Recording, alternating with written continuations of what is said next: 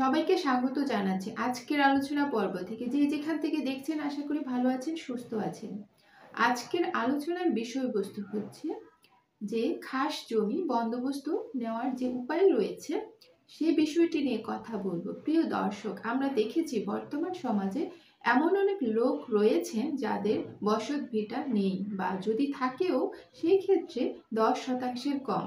যাদের ভূমি রয়েছে 10% কম, তারা চাইলে কিন্তু আমরা সরকারি খাস জমি বন্দোবস্ত নিয়ে 99 বছরের জন্য এই খাস জমিগুলো বন্দোবস্ত নিয়ে কৃষিকাজ করতে পারে।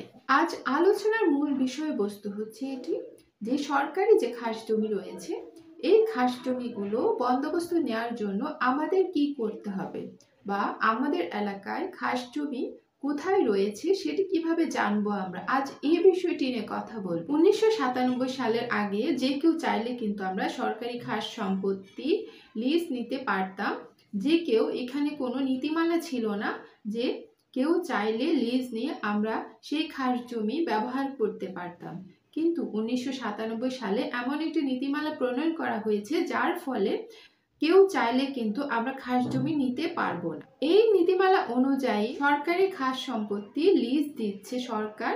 তাই আপনি যদি সরকারি খাস জমি লিজ নিতে চান তাহলে 1997 সালে নীতিমালা অনুযায়ী সরকারি খাস সম্পত্তি বন্দোবস্ত নিতে হবে। প্রিয় দর্শক, এই যে সরকারি সম্পত্তি লিজ নেওয়া বা বন্দোবস্ত নেওয়া, এটা আসলে কি? তাহলে লিজ বা বন্দোবস্ত হচ্ছে সরকারের কাছ থেকে সরকারি যে সম্পত্তি রয়েছে ওই সম্পত্তি 99 বছরের জন্য সরকারের কাছ থেকে ভোগ দখলের পারমিশন নেওয়া।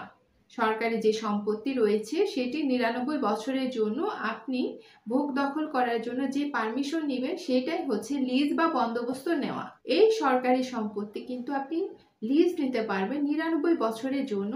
আপনার মৃত্যুর পরেও আপনার উত্তরাধিকারীরা এই সম্পত্তি ভোগ দখল করতে পারবে। একজন ব্যক্তি চাইলে সর্বোচ্চ 100% বা 1 একর পর্যন্ত জায়গা কিন্তু লিজ নিতে পারেন। প্রিয় দর্শক, এই যে লিজ বা বন্দোবস্ত নেওয়ার যে কথা বললাম, কিভাবে জানবেন তাহলে আপনার এলাকায় কোন জায়গাটুকু খাস জমি, কোথায় কোথায় খাস জমি রয়েছে কিভাবে জানবেন? তাহলে এজন্য আপনাকে যেতে হবে ইউনিয়ন ভূমি অফিসের কাছে। প্রতিটি ইউনিয়ন ভূমি অফিস যে রয়েছে সেখানে 8 নং রেজিস্টারে কিন্তু লিপিবদ্ধ থাকে যে ওই এলাকায় কোথায় কোথায় খাস জমি রয়েছে, তার তালিকা কিন্তু অন্তর্ভুক্ত থাকে। অর্থাৎ আপনি যদি খাস জমি নিতে চান তাহলে আপনাকে 8 নম্বর রেজিস্টার দেখে নিতে হবে। এই 8 নং রেজিস্টারে 4টা পার্ট রয়েছে, প্রথম পার্ট, দ্বিতীয়, তৃতীয় এবং চতুর্থ। এই পার্টগুলোতে অন্তর্ভুক্ত থাকে যে কোথায় কোথায় খাস জমি রয়েছে, কোন কোন এলাকায়, এবং এই যে এগুলোকে ভাগ করা হয়ে থাকে।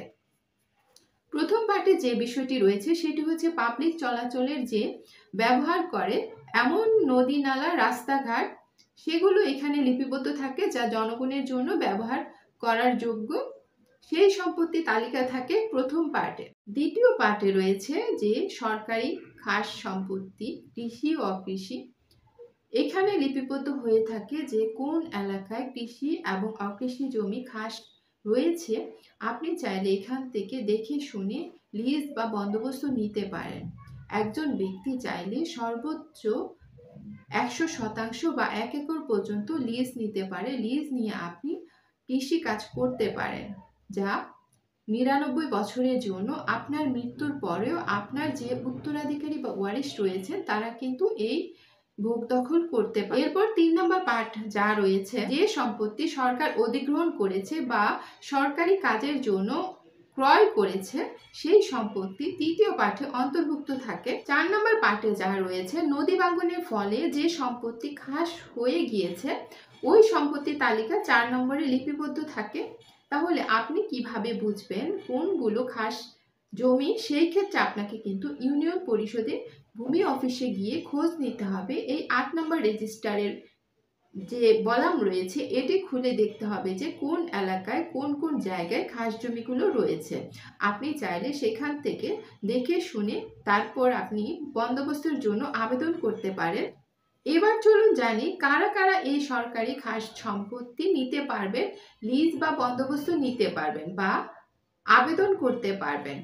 প্রিয় দর্শক, সমাজে 3 শ্রেণীর লোক রয়েছে যারা এই সম্পত্তি সরকারি এই খাস সম্পত্তি লিজ বা বন্দোবস্ত নিতে পারবেন। প্রথমত যারা নিতে পারবেন তারা হচ্ছে কৃষক, তারা কৃষির উপর নির্ভরশীল হতে হবে তারা কিন্তু এই খাস জমি নিয়ে কৃষিকাজে ব্যবহার করতে পারেন। দ্বিতীয়ত যে ব্যক্তিগুলো রয়েছেন তারা হলেন ভূমিহীন হতে হবে এবং যদি ভূমি থাকেও সেটা 10% কম হতে হবে, এর বেশি হলে কিন্তু আবেদন করতে পারবেন না। 3 নম্বরে যেটি রয়েছে, তাকে ভূমিহীন হতে হবে, তার কোনো বসতভিটা থাকবে না।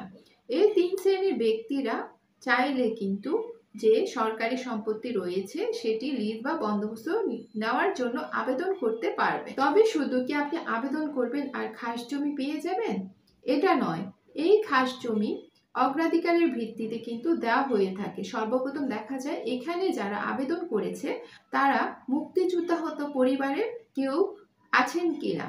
এরপর দেখা হয় নদী ভাঙ্গনের ফলে যারা ভূমিহীন হয়ে পড়েছে এমন কোনো ব্যক্তি যদি আবেদন করেন তাদের, এরপরে দেখা যায় যে কোনো বিধবা মহিলা আছেন কিনা, তার সক্ষম পুত্র রয়েছে, এমন ব্যক্তিদের কিন্তু অগ্রাধিকার ভিত্তিতে এই খাস জমিগুলো বন্দোবস্ত দেওয়া হয়। এই 3 শ্রেণীর যারা ব্যক্তি রয়েছে তারা আবেদন করার পর 1997 সালের যে নীতিমালা রয়েছে সেই অনুযায়ী অগ্রাধিকারের ভিত্তিতে কিন্তু খাস জমি বন্দোবস্ত দেওয়া হয়। প্রিয় দর্শক, এবার চলুন জানি এই যে খাস জমির কথা বললাম এগুলো বন্দোবস্ত কিভাবে নিতে হবে, তাহলে কিভাবে আবেদন করতে হবে এবং কোথায় আবেদন করতে হবে।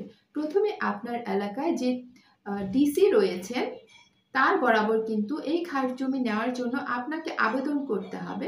তারপর কিছু অফিসিয়াল প্রসেস রয়েছে, সবকিছু শেষ করে আপনাকে ডিসি খাস জমি প্রদান করবে। একমাত্র তিনি শুধু পারেন যে খাস জমি বন্দোবস্ত দেওয়ার, একমাত্র তারই ক্ষমতা রয়েছে, অন্য কেউ চাইলে কিন্তু দিতে পারেন না।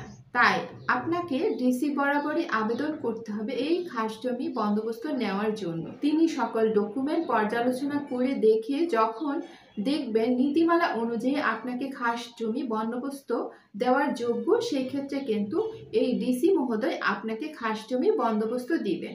তাহলে দর্শক, আজকের আলোচনার যে বিষয়টি ছিল সেটি হচ্ছে যে খাস জমি কিভাবে বন্দোবস্ত নেওয়া যায়, কারা নিতে পারবেন এবং কিভাবে কার কাছে আবেদন করতে হবে।